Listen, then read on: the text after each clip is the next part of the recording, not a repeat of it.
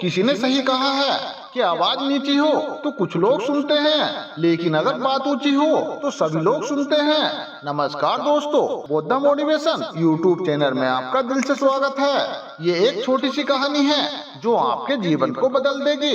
कृपया करके इस कहानी को पूरा जरूर सुनिएगा। एक बार की बात है, एक गांव में एक 24 साल का लड़का रहता था जो शेर के यहाँ पर नौकरी करता था। उसके माँ बाप इस दुनिया में नहीं थे। उसकी जिंदगी बहुत ही परेशानी में चल रही थी। वह जाता था और रोजाना पैसे कमाकर अपने घर आता था।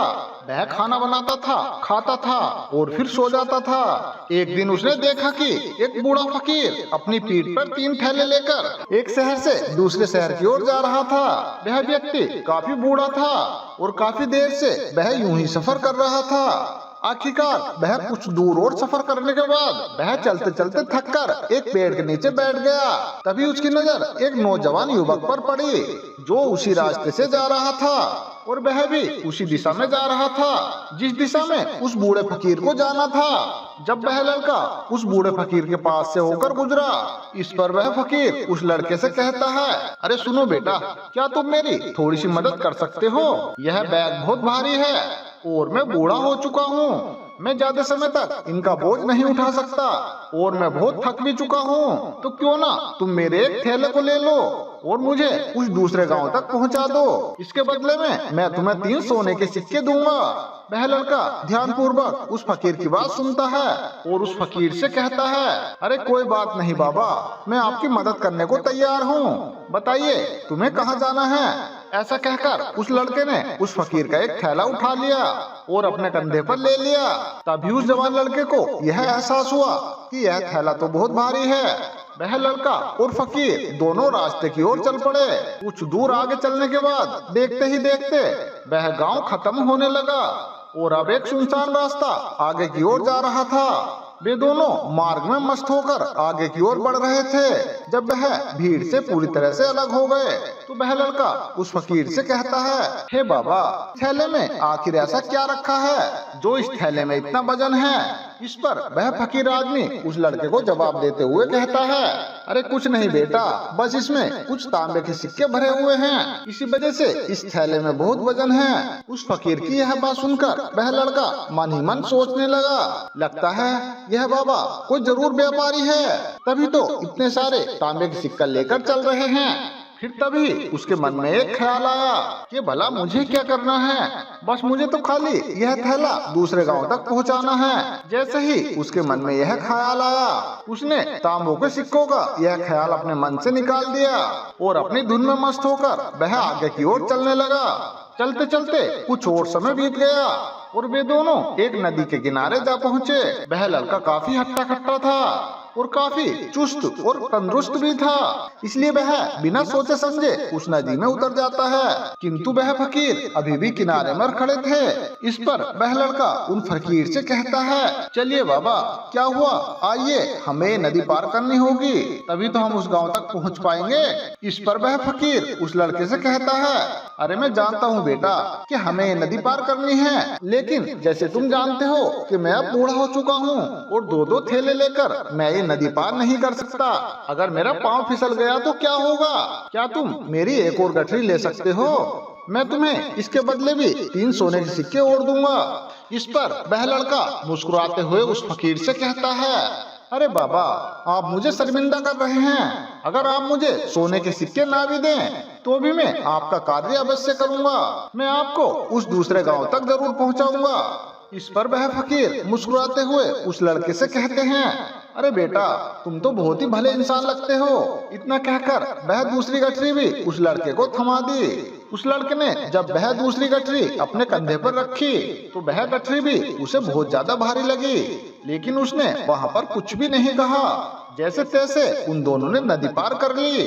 नदी पार करने के बाद बातों ही बातों में उस लड़के ने उस फकीर से कहा, हे बाबा, आखिर इस दूसरी गठरी में क्या है? इस गठरी में बहुत वजन है। इस पर वह फकीर उस लड़के को जवाब देते हुए कहता है, अरे बेटा, इसमें चांदी के सिक्के हैं। इसी वजह से इस गठरी में बहुत वजन है। उस फकीर की बात सुनकर अब उस लड़के का दिमाग और भी तेज काम करने लगा था। वह ये सोच रहा था, एक थैले में तांबे के सिक्के हैं और दूसरे थैले में चांदी के सिक्के हैं। मुझे ऐसा लगता है मानो यह फकीर बाबा कहीं दूर से आ रहे हैं और उन्होंने अपनी सारी जमीन जायदाद बेचकर ये सारे सिक्के इकट्ठे किए हैं, तभी तो वह इतना धन लेकर जा रहे हैं। लेकिन वह लड़का उस फकीर से कुछ नहीं कहता और वे दोनों चुपचाप आगे की ओर मार्ग में बढ़ते चले जाते हैं। कुछ देर आगे बढ़ने के बाद फिर से एक सुनसान राह आती है। उस सुनसान रास्ते को देखकर उस लड़के के मन में तरह तरह के विचार उत्पन्न होने लगे। वह ये सोचने लगा कि अरे ये तो सुनसान जगह है, अगर मैं ये सिक्के लेकर यहाँ से भाग जाऊं तो यह फकीर मेरा पीछा कब तक करेगा। मुझे नहीं लगता कि यह फकीर मुझे पकड़ पाएगा और यहाँ दूर दूर तक कोई भी नहीं दिख रहा है जो इनकी मदद कर पाए।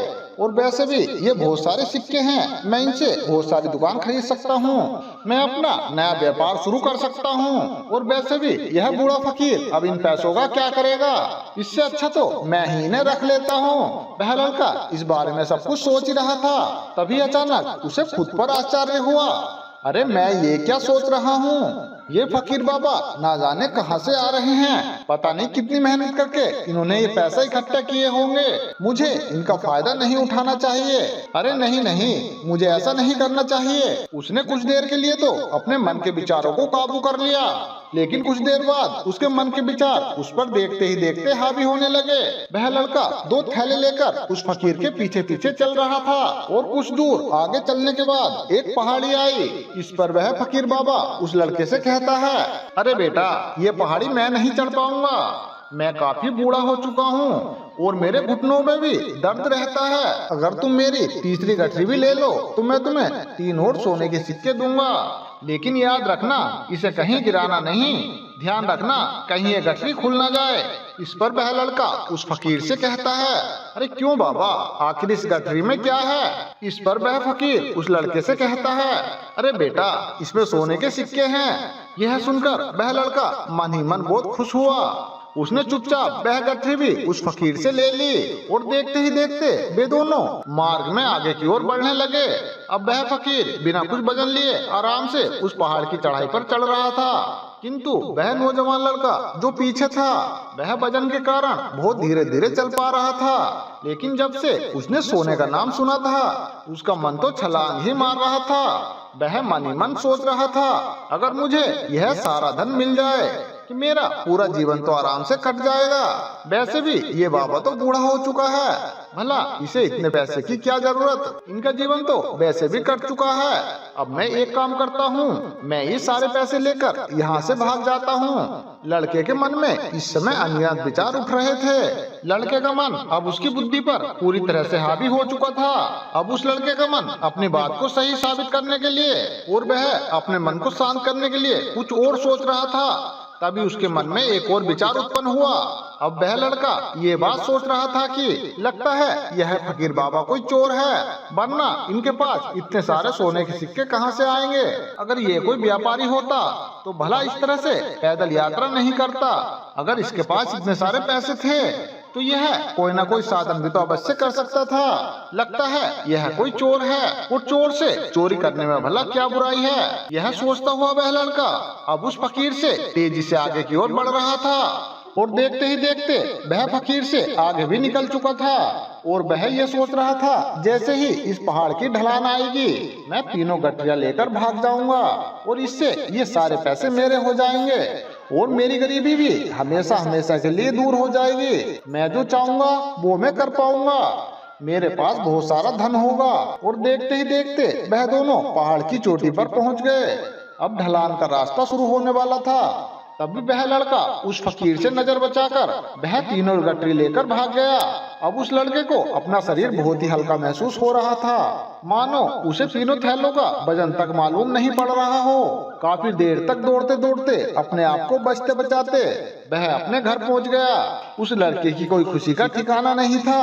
उसने सोचा, क्यों ना मैं जल्दी जल्दी इन गठरियों में से सारा पैसा निकाल लूं। यह सोचकर जब उसने गठरियां खोली तो पहली गठरी में उसे लोहे से जंग भरे हुए कुछ सिक्के मिले। यह देखकर उसे यकीन नहीं हुआ। इस पर उसने फटाफट दूसरी गठरी भी खोल डाली। उसमें भी उसे लोहे के जंग लगे हुए सिक्के ही निकले। यह सब देखकर वह लड़का बहुत हैरान था। आखिर ये सब क्या हो रहा है? उस फकीर ने तो मुझसे कुछ और ही कहा था। फिर उसने सोने के सिक्कों वाली गठरी खोली तो उसने पाया कि उसमें भी लोहे के जंग लगे हुए सिक्के ही निकले। यह देखकर वह लड़का बहुत ही क्रोधित हुआ। उसने सोचा कि उस फकीर ने मुझसे झूठ क्यों कहा। उसने मुझसे ऐसा क्यों कहा कि एक गठरी में तो तांबे के सिक्के हैं, दूसरी गठरी में चांदी के सिक्के हैं और तीसरी में सोने के सिक्के हैं। वो सब ये बात सोच ही रहा था, तभी उसकी नजर थैले में पड़े एक कागज पर पड़ी। उसने वह कागज उठाया तो उस कागज में लिखा था, यह पूरा नाटक एक ईमानदार व्यक्ति की खोज करने के लिए रचा गया है और मैं इस राज्य का राजा हूँ। मेरी कोई संतान नहीं है और इसलिए मैंने ये षड्यंत्र रचा है ताकि मैं अपने राज्य में एक ऐसे ईमानदार व्यक्ति की खोज कर सकूं जो मेरे बाद इस राज्य का राजा बन सके और इस राज्य भार को संभाल सके। और इस राज्य का भार वही संभाल सकता है जो पूरी तरह से ईमानदार हो, जिसके मन में किसी प्रकार का कोई लालच ना हो। यह सब पढ़ने के बाद वह लड़का जोर जोर से चिल्लाने लगा। वह अपना सर पकड़कर बैठ गया।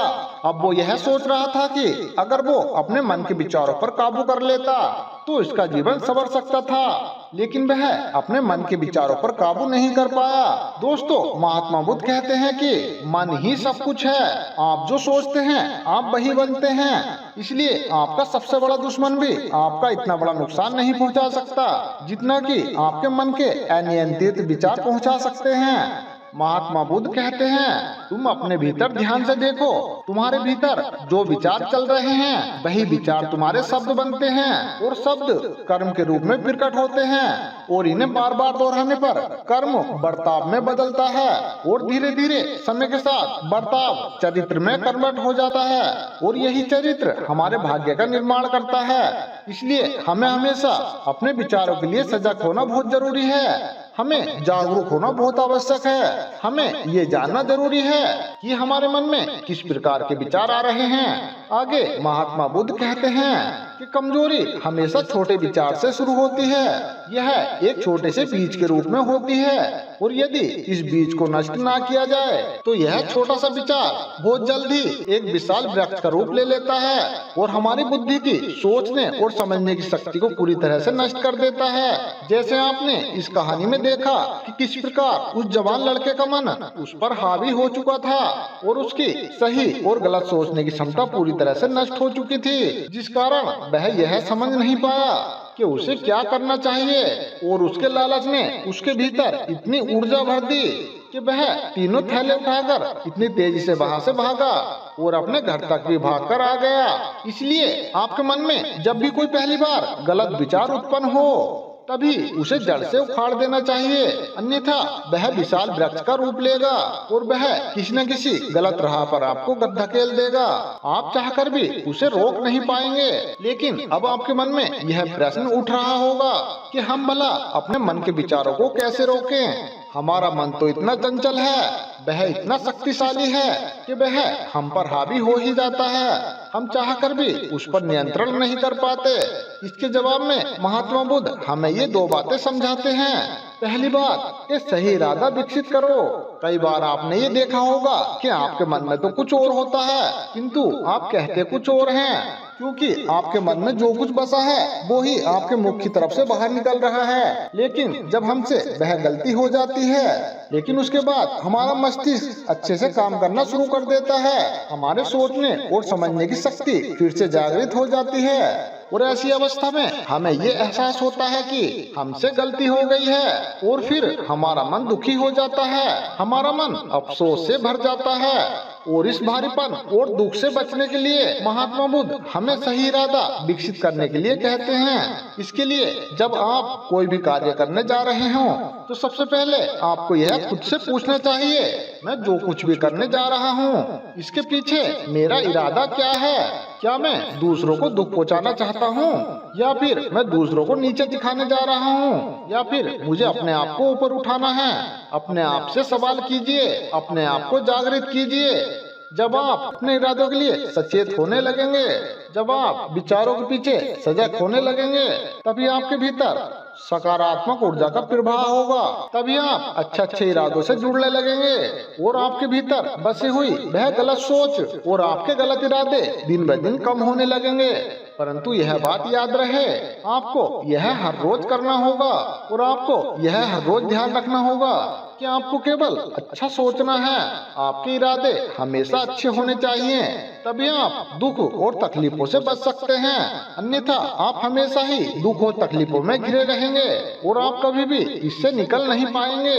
दूसरी बात, अपने मन के लिए सजगता विकसित करो। इससे आपका मन देखते ही देखते शांत हो जाएगा और आपके भीतर बसे हुए वह गलत सोच और आपके गलत विचार बिल्कुल खत्म हो जाएंगे और आप शांति की ओर आगे बढ़ेंगे।